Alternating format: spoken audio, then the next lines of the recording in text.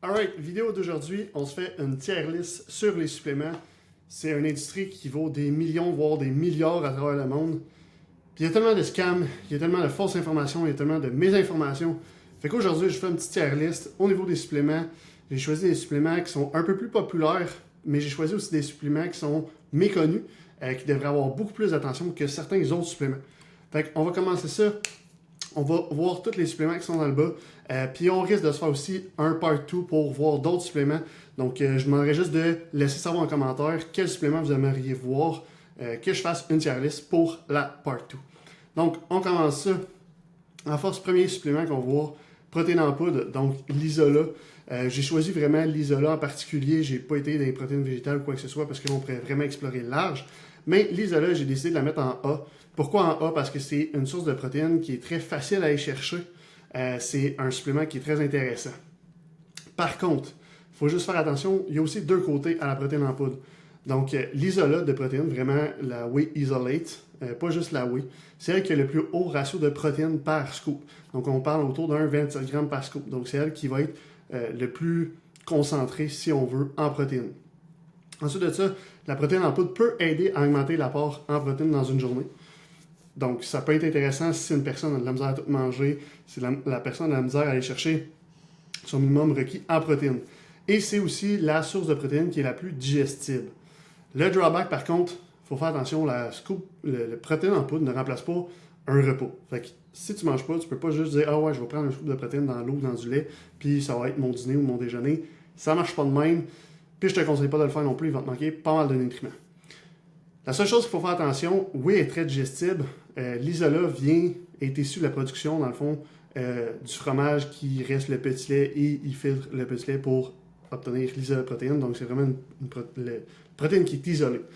Par contre, il peut toujours avoir des traces de lactose. Donc, il y a certaines personnes qui sont intolérantes au lactose qui vont réagir. D'autres personnes que je connais, qu'on a comme clients, qui ne réagissent pas. Donc, c'est vraiment propre à chacun. Si la personne réagit à ça, je retournerai vers une protéine de bœuf, donc une protéine de collagène de bœuf, qui est 100% sans lactose. Simple chose, c'est juste qu'il y a un peu moins de protéines par scoop. L'autre drawback, c'est qu'avec les dernières années, surtout dans le temps de COVID, il y a eu une grosse augmentation du prix de la protéine, fait qu'elle commence à être quand même assez coûteuse pour de la protéine en poudre. Fait que je te dirais que c'est un des plus gros drawbacks que je verrais là, de la protéine. Mais par contre, c'est une super bonne source de protéines qui peut être très facile à aller chercher dans la journée, puis c'est très versatile aussi. Deuxième supplément qu'on va aller voir au niveau de la L-théanine. Je ne sais pas si tu connais la L-théanine, possiblement que oui, possiblement que non. L-théanine, c'est une plante adaptogène en fait. Pourquoi j'ai mis en special? C'est juste que la L-théanine n'a pas la reconnaissance qu'elle devrait avoir tant qu'à moi. C'est un super supplément pour vrai. Tant pour quelqu'un qui fait des crises d'anxiété que quelqu'un qui a des situations stressantes à gérer, quelqu'un qui veut juste avoir plus une accalmie mentale sans avoir la fatigue, sans avoir la somnolence qui vient avec, la L-théanine est super intéressante. Et comme je disais, c'est une plante adaptogène, donc tu ne peux pas créer d'accoutumance à cette plante-là. C'est super intéressant. Fait que quelqu'un qui fait des crises d'anxiété, quelqu'un qui a des situations stressantes à gérer présentement, quelqu'un qui veut juste avoir plus de clarté mentale pour être plus productif dans une journée, que ça avance mieux au niveau de sa productivité, la L-théanine va être super intéressante. Quelqu'un qui a des fois de la misère à s'endormir le soir parce qu'il pense à beaucoup de choses, pense à des situations X, Y, Z, la L-théanine va être vraiment, vraiment, vraiment intéressante à ce niveau-là. Et c'est un supplément aussi naturel. Ça aide à la gestion de stress, ça aide à la clarté mentale, t'as aucune accoutumance. Pour elle, il n'y a aucun drawback à la L-théanine. Et malheureusement, c'est très méconnu.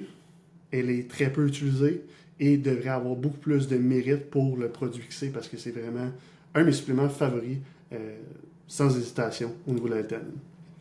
Prochain supplément qu'on voit, vitamine D3.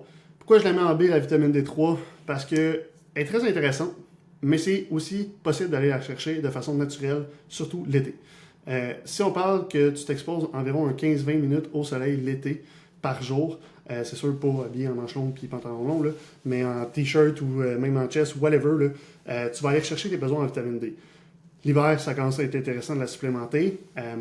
Par contre, c'est qu'on va aller la rechercher aussi dans certains autres suppléments qui peuvent contenir de la vitamine D, genre des multivitamines, genre de l'oméga 3, des choses comme ça.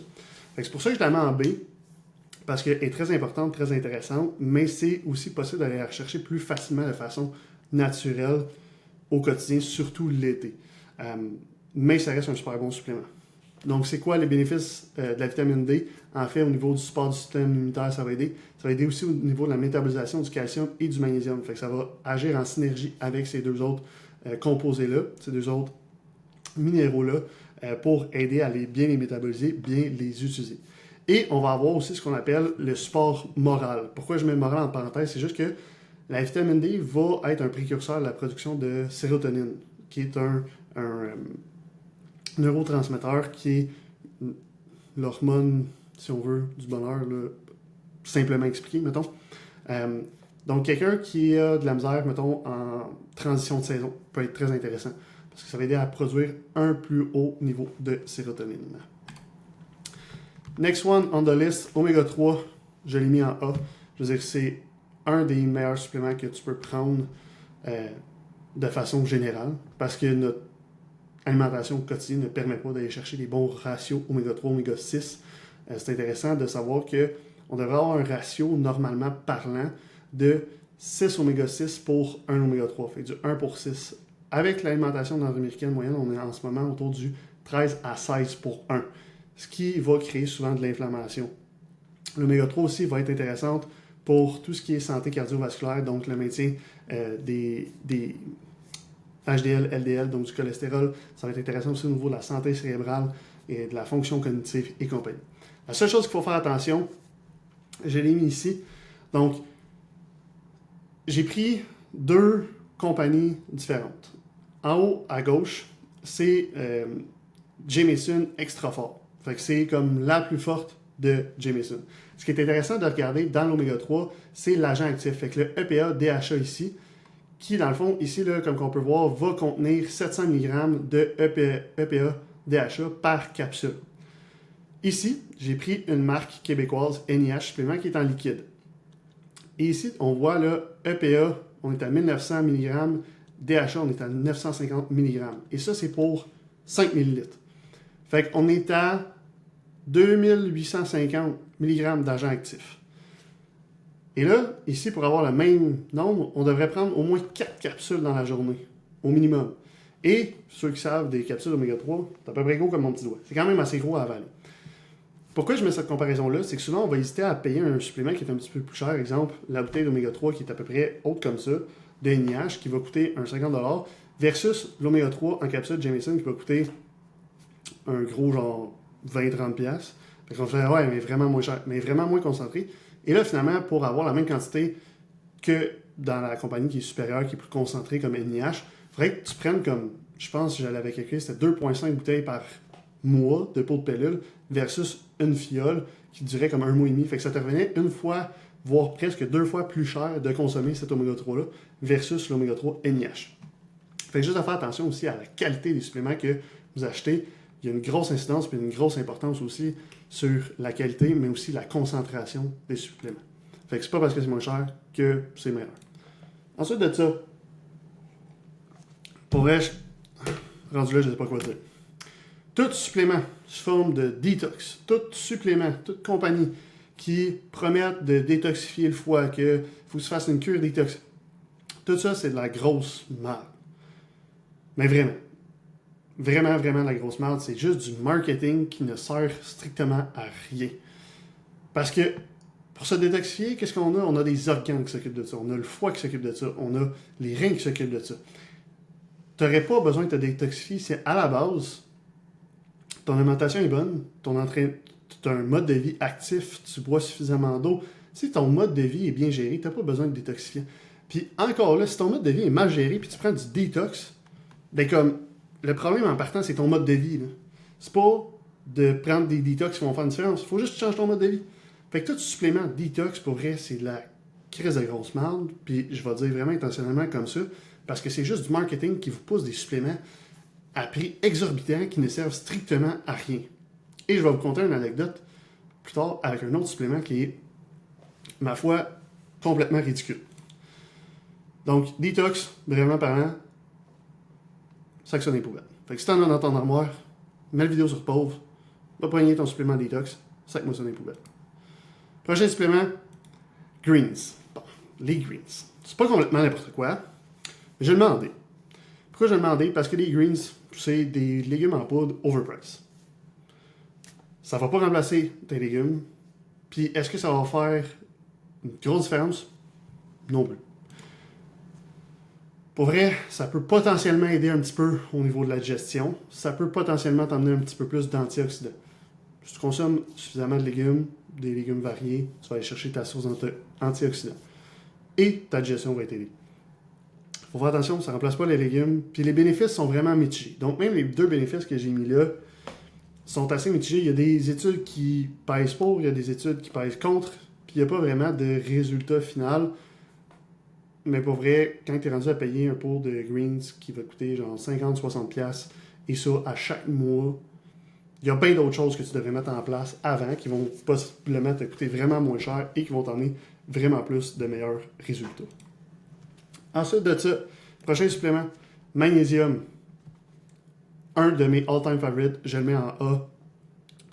De mémoire, les chiffres, c'est autour de 60 à 80% de la population qui a une carence en magnésium et le magnésium est utilisé dans le corps de différentes façons. Il est impliqué dans des centaines et des centaines de réactions métaboliques dans le corps.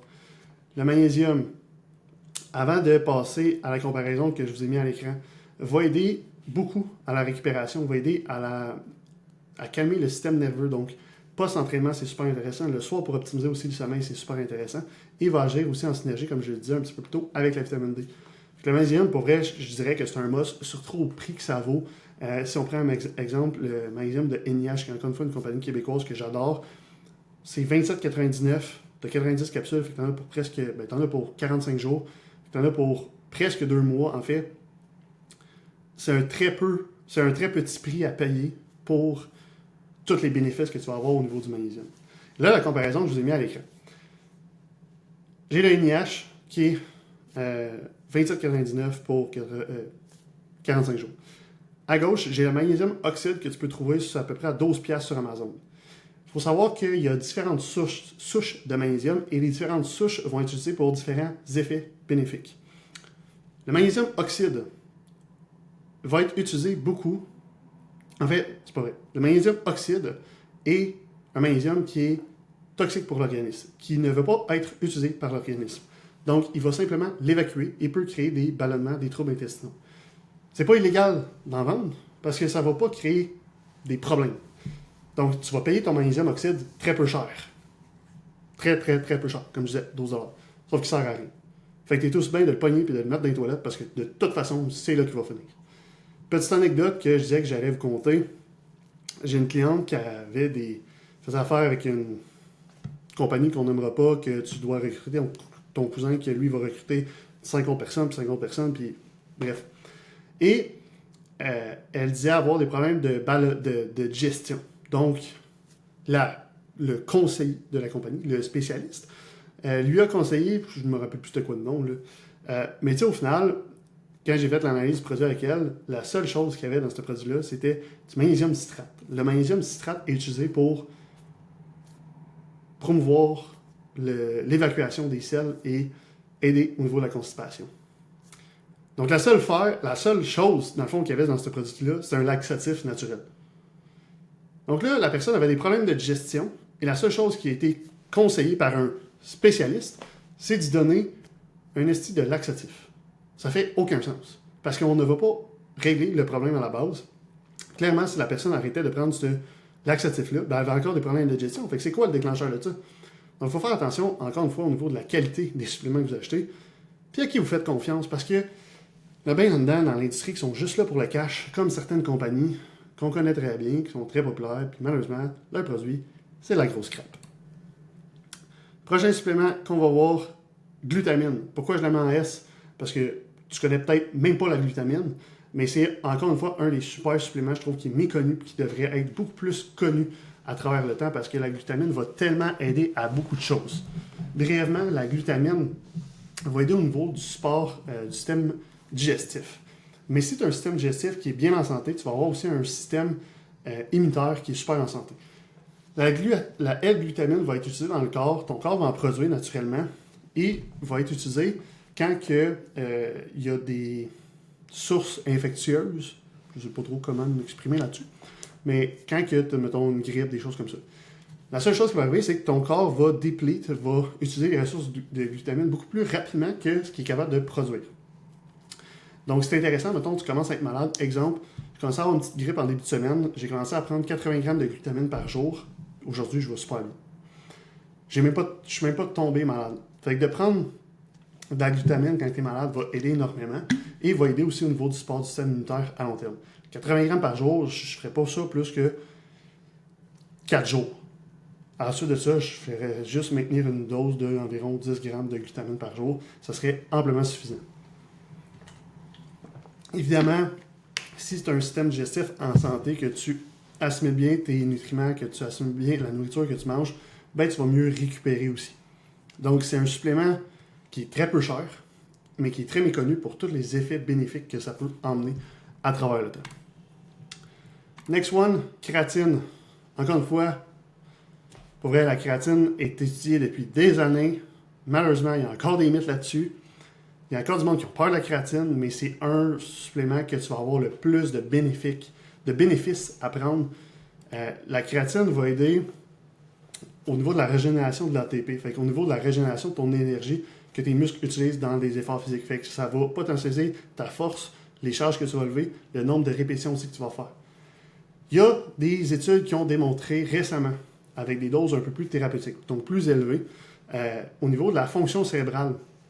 Ça fait des années que la créatine est étudiée, mais dans les dernières années, ils se sont beaucoup concentrés sur les études au niveau du cerveau et de la créatine, et ils ont pris un groupe de personnes qui souffraient d'Alzheimer, et ils ont supplémenté la créatine en raison de 20 grammes par jour. C'est quand même beaucoup. Normalement, la recommandation va être autour d'un 5 grammes.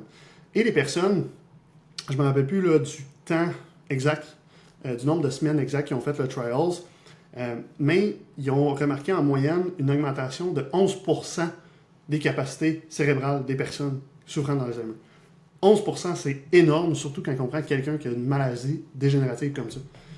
Donc, pour vrai, tant au niveau de la performance physique que la performance au niveau performance et santé au niveau de cérébral, c'est un super supplément. Et il va aider aussi au niveau de la prise de masse maigre. Là, pour ceux qui me disent « Ouais, j'ai peur, je vais faire de la rétention d'eau ». Ce qui est important de comprendre, la créatine va créer une certaine rétention d'eau, oui, équivalent à 1 à 3% de ta masse maigre totale. Fait que, mettons que tu as 100 livres de masse maigre, c'est pas 100 livres de poids corporel, c'est vraiment 100 livres de masse maigre, tu vas prendre entre 1 et 3 livres. Mais cette rétention d'eau-là est intracellulaire, ce qu'on appelle, donc, est dans ton muscle directement, et pas entre ton muscle et ta peau. Fait que tu vas pas avoir l'air d'une balloune, tu vas pas gonfler, tu vas pas non plus prendre 10, 15, 20 livres avec ça. Parle entre 1 à 3% de ta masse maigre totale, je te le rappelle. Donc, de prendre ta créatine, il n'y a aucun danger. Évidemment, tant que tu n'as pas non plus de problème rénal. Fait que si tu as des reins qui fonctionnent bien, tu as des reins en santé, tu peux prendre ta créatine, juste t'assurer de boire suffisamment d'eau dans ta journée. Il n'y a aucun problème à ce niveau-là. Next up, EA. EA, j'ai mis ça en B. Ça peut être intéressant. Est-ce que c'est essentiel? Non. Les EA sont un mélange d'acides aminés dits essentiels parce qu'il y a des acides aminés que tu ne peux pas aller rechercher dans ton alimentation au quotidien. Ça va aider au niveau de ta récupération. Ça va aider au niveau de ta construction de masse musculaire, de la synthèse de protéines. Sauf que le pourcentage est très minime. Ce que je veux dire par là, c'est que si ton entraînement est à 110% parfait, ta nutrition aussi, toutes tes habitudes de vie, ton sommeil, que tout est à son optimum, ça va peut-être t'aider à 1 ou 2%. Mais si le reste, il n'y a rien d'optimal, ben, prendre des EA, ça sert à rien. Ça peut être intéressant parce que ça donne un peu de goût à ton eau, c'est ça que t'aimes. Ça, c'est pas un problème. Par contre, c'est pas ça qui va être le game changer. Loin de là, au niveau de tes suppléments. Fait que c'est juste de faire attention parce qu'encore là, les EA, c'est rendu un 30-40$ par pot. Tu sais, là, si on ajoute ça à chaque mois en plus, ça fait quand même un bon budget de supplément. Fait que oui, ça peut être intéressant, mais c'est loin d'être essentiel dans ta liste de suppléments. Ensuite de ça, les BCA. BCA, on vient de parler des EA. Les EA qui sont un mélange de 9 acides aminés, dont les 3 BCA qui sont valine, isoleucine, leucine. Les BCA, pourquoi je les mets en D? C'est simplement parce que si tu manges assez de protéines de source animale dans ta journée, tu vas aller rechercher tes besoins en BCA. Fait que ça ne sert strictement à rien à en prendre. C'est un supplément qui date du vieux de la vieille, dans le sens que avant qu'il y ait plus d'études qui soient sorties, c'est un supplément qui est sur le marché depuis très très très longtemps, mais qu'il n'y a plus d'effet bénéfique à aller le rechercher, vraiment pas. Fait que je te dirais que, encore là, payer 30$ pour des BCAA, sac-moi ça dans les poubelles, ça sert à rien. Limite, tu veux prendre quoi, va chercher les A, mais là, c'est un peu plus cher. Fait qu'encore là, as-tu vraiment un bénéfice à prendre? Plus ou moins, je te dirais. Next one, tout type de pré-workout. Ouais, tout type de pré-workout. Puis là, je me sens assez. Parce qu'il peut y avoir du bien, mais il y a beaucoup plus de négatifs que de positifs. Ça peut aider au niveau des performances. Ça peut aider aussi au niveau de la concentration. Par contre, ce qu'il faut faire attention, c'est que c'est souvent surutilisé. Il y a souvent beaucoup trop de caféine dans les pré-workouts. Puis souvent, ça va être beaucoup plus néfaste que bénéfique. Si tu n'as pas vu mon vidéo sur la caféine, je t'invite à aller l'écouter après cette vidéo-là, après avoir fini le tier list sur les suppléments. J'aborde le sujet en long et en large de la caféine et des effets sur tes performances sur le long terme. Parce que si tu prends un pré-workout à 2, 3, 400 mg de caféine à 4 heures le soir, je te garantis que ton sommeil ne sera pas optimal. Puis là, tu as beau me dire, ouais, je m'endors bien. Bullshit. Tu t'endors peut-être bien, mais c'est sûr que ton corps n'est pas en mode repos présentement. Donc, ça va juste te nuire sur le long terme. L'autre chose qu'il faut faire attention, c'est que si tu as tout le temps besoin de prendre un pré-workout, c'est peut-être parce que là, il y a un problème ailleurs au niveau de ton alimentation, au niveau de ta récupération, au niveau de ton sommeil qui devrait aller adressé. Et là, tu fais juste mettre un plaster sur le bobo en prenant plus de caféine. Fait que là, tu vas juste accentuer encore plus ton problème. L'autre chose qu'il faut faire attention, durant ton workout, entre tes sets, tu viens de finir un gros set de squat, ton cœur il pompe. Là, si tu as ajouté 400 mg de caféine par-dessus ça, ton cœur ne sera pas capable de revenir à un rythme qui est plus normal. Donc, tu vas moins bien récupérer en tes séries, donc tu vas perdre la performance sur le long terme. Non seulement ça, mais en plus, la caféine va aider aussi à dépléter tes ressources d'électrolytes. Fait à diminuer tes ressources d'électrolytes, donc à te déshydrater. La caféine, c'est un diurétique. Fait que c'est de faire attention, parce que si tu consommes trop de caféine et tu es mal hydraté, nécessairement, tes performances viennent de diminuer dans ton workout. Donc, un pré-workout peut être intéressant si c'est bien utilisé, à des heures qui sont correctes, et à un dosage de caféine, je te dirais, entre 150 et maximum 200 mg de caféine. Au-delà de ça, ça ne sert à rien, tu n'auras pas plus d'effets bénéfiques. Au contraire, ça risque d'être juste plus néfaste sur tes performances et tes résultats sur le long terme. Puis finalement, les hosties de gummies. Mais surtout, les multivitamines. Il y a certaines multivitamines qui peuvent être intéressantes, certaines.